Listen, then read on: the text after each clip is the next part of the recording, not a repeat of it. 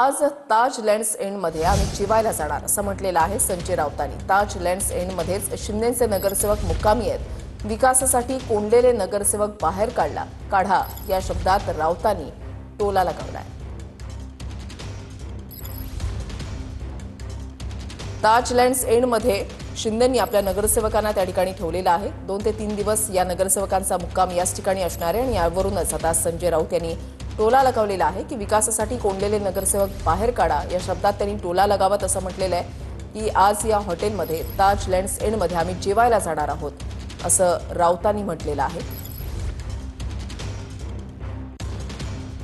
शिंदेचे नगरसेवक याच ठिकाणी मुक्कामी आहेत आणि राऊतांनी टोलेबाजी केलेली आहे। ताज लँड्स एंडमध्येच शिंदेचे नगरसेवक हे मुक्कामी आहेत। मुंबई महानगरपालिकेमध्ये भाजप जरी मोठा पक्ष ठरलेला असला तरी सत्ता स्थापन करण्यासाठी जो आकडा हवा तो भाजपकडे नाही। यासाठी शिंदेची मदत ही आवश्यक आहे।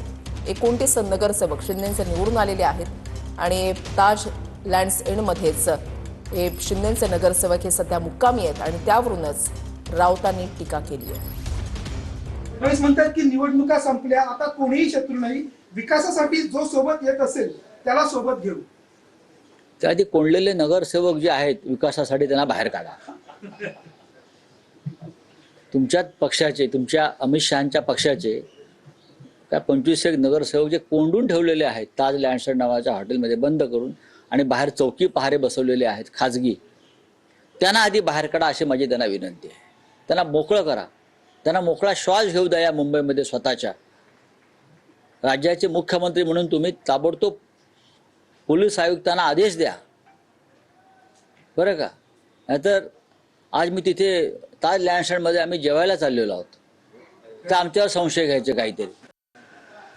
तुम्ही किती काळ कोंडून ठेवणार हा माझा प्रश्न आहे। तुम्ही किती काळ कोंडून ठेवणार? जे नगरसेवक तुमचे आहेत ते मूळचे शिवसेनेचेच आहेत आणि त्यांना सुद्धा मनामध्ये आमच्यापर्यंत जे संदेश आहेत त्यांच्या मनामध्ये सुद्धा मराठी अस्मितेची ज्योत किंवा मशाल ही धगधगते आहे। भारतीय जनता पक्षाचा महापौर होऊ द्यायचा नाही हे जवळजवळ सगळ्यांनी ठरवलेलं आहे। ठीक आहे, बघू ना काय होतंय ते।